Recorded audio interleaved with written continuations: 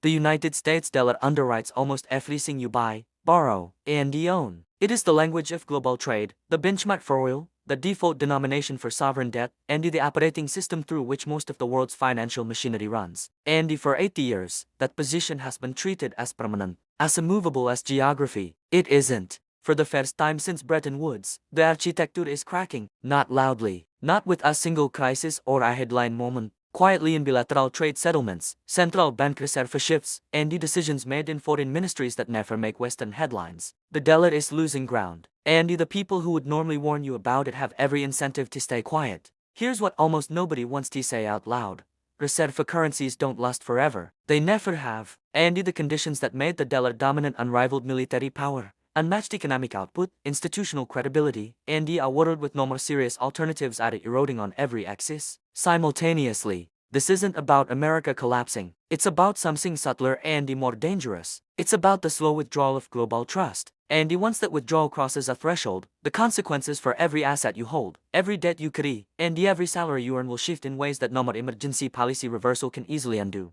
To understand what happens when a reserve currency loses its status, you don't need speculation. You need ka-1956. After World War II, the British pound still served as a major global reserve currency. Britain was diminished but credible. Its institutions were trusted. Its empire was fraying but its financial network remained intact. Then came the Suez Crisis. Britain attempted a military intervention in Egypt, and the United States, its closest ally, threatened to liquidate its holdings of British sterling unless Britain withdrew immediately. The message was surgical. The era of British financial primacy was over. Within weeks the pound was in freefall. The International Monetary Fund had to be called in. The reserve for oil. If sterling, a position Britain had held for over a century, effectively ended in a matter of months, what the pound lost wasn't just value. It lost its role. The world stopped treating it as the default, and the transition didn't happen because the pound suddenly became worthless. It happened because confidence shifted. In currency, confidence is the only substance that matters. Take it away and everything built on it reprices. Now watch what happens when you run that pattern forward. If this pattern is unfamiliar to you, that is not an accident. The mechanics of reserve currency decline are almost never taught and almost never covered in financial media whose advertisers depend on maintaining your confidence in the existing system. Subscribe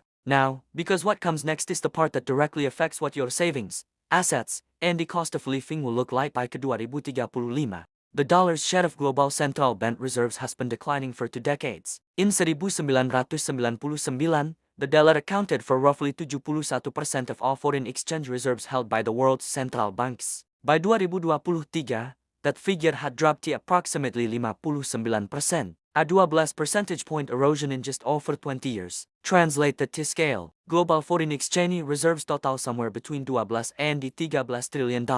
A 12-point shift means more than $1 trillion has been redirected away from dollar-denominated assets, the equivalent of redeploying the entire GDP of Indonesia out of American instruments and into alternatives. Gold, euros, yuan, currencies that would have been considered fringe options a generation ago. And the patch is accelerating, not because the dollar is weak by most traditional metrics, it isn't, but because the geopolitical incentives to build alternatives to dollar dependency are now rising faster than any single measure if American economic strength can offset. Here's where it gets dangerous. Because this process is self-reinforcing, the dollar's reserve status exists because global oil trade is priced in dollars. Oil is priced in dollars partly because major producing states deposit their surplus revenues back into U.S. treasuries. U.S. treasuries attract global capital because the dollar is the world's reserve currency. And the dollar remains the reserve currency because global trade is denominated in dollars. Each link reinforces every other. Remove one link and the loop begins to destabilize. That is precisely what is beginning to happen. Saudi Arabia has opened discussions on oil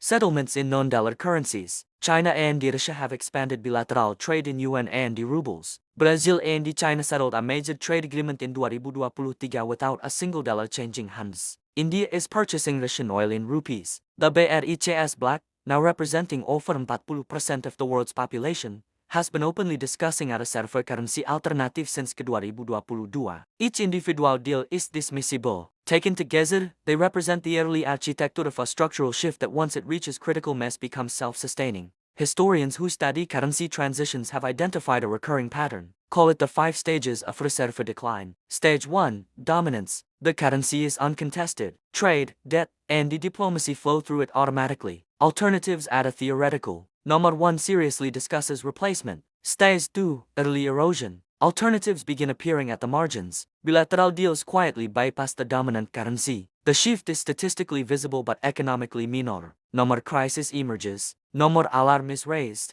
Most analysts dismiss it. Stage 3, political fracture. Geopolitical rivals begin actively incentivizing departure from the dominant currency. Trade relationships shift along political lines. The dominant currency remains central to global finance, but its political foundations are weakening. This is where the dollar is today. Stage 4, tipping point. A major economy, historically an ally or a key commodity supplier to the dominant power, makes a public, consequential move away from the reserve currency. The signal is interpreted globally as permission to accelerate confidence. Once it fractures at this level, rarely reassembles on its own. Stage 5, rebalancing. The currency remains important but is no more longer universal. Borrowing costs rise permanently for the issuing country. The exorbitant privilege, the ability to run permanent deficits because the world needs your currency, disappears. The adjustment is felt in every mortgage payment, every grocery bill, every public service budget. Run that math forward. Stage 3 rarely lasts more than a decade before Stage 4 begins. The clock started in roughly 2014.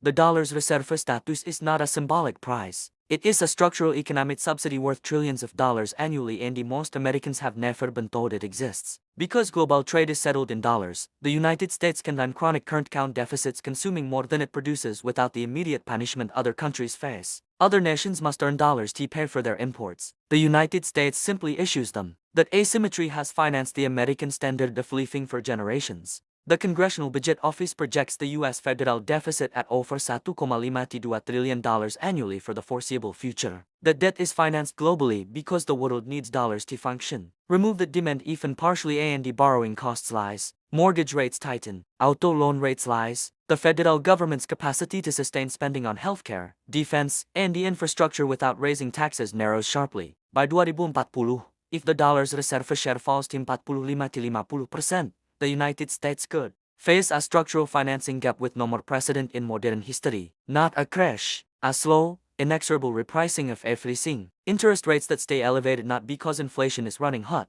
but because foreign demand for U.S. debt has quietly and permanently declined. A cost of living that rises not because the economy has failed, but because the hidden subsidy that reserve status provides has been partially withdrawn and there is no more mechanism to get it back. By 2030, you will begin to feel this in ways that carry no more obvious label. Interest rates on U.S. government debt will carry a higher risk premium than they do today. The federal government will face harder choices about what to fund when borrowing becomes genuinely expensive rather than near free. Wages priced in a dollar that commands less global purchasing power will buy less of what is imported. Energy, commodities, and the consumer goods produced outside the U.S. will cost more in dollar terms, not because of inflation policy, not because of any single administration's decisions, but because the underlying architecture that made the dollar dominant is being quietly dismantled. None of this will arrive announced as a reserve currency event. It will arrive as persistent inflation, stagnant real wages, and the slow accumulation of things that used to be affordable that no more longer are. It will feel like the economy is broken. It won't be. It will be adjusting to a world where the subsidy is gone. This is the feedback loop that makes it so difficult to reverse. As borrowing costs rise, fiscal flexibility narrows. As fiscal flexibility narrows, investment in productivity and the infrastructure falls. As investment falls, economic growth slows. As growth slows, the dollar's attractiveness as a reserve asset declines further. The problem compounds itself not in a single collapse but in a slow tightening of constraints that makes each subsequent year slightly harder than the last. You might think this is about China replacing the dollar with the yuan. It isn't. The yuan lacks the legal infrastructure, the capital account openness, and the institutional track record for a direct takeover. That argument is a useful distraction from the real risk.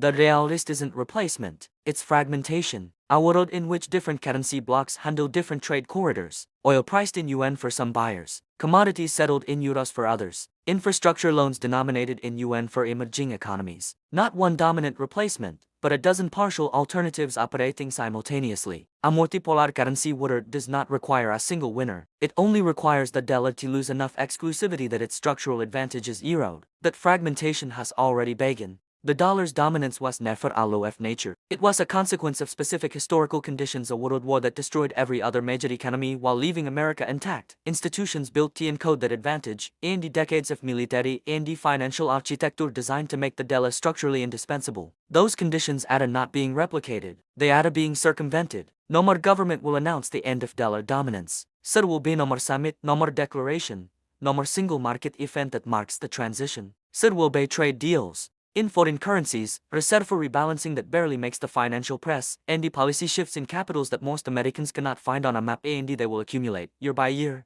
into a new financial reality. That is how it always ends. Not with a shot, but with an absence. An absence of demand. An absence of the trust that made the whole system function. And like every major transition in monetary history, it will feel sudden only to those who were not paying attention. The most consequential financial shift of the 21st century has been underway for 20 years. The question now is not whether it is happening. The question is only how much further it has to go before the consequences become impossible to ignore, and whether anything you can do today will still be an option by the time it is.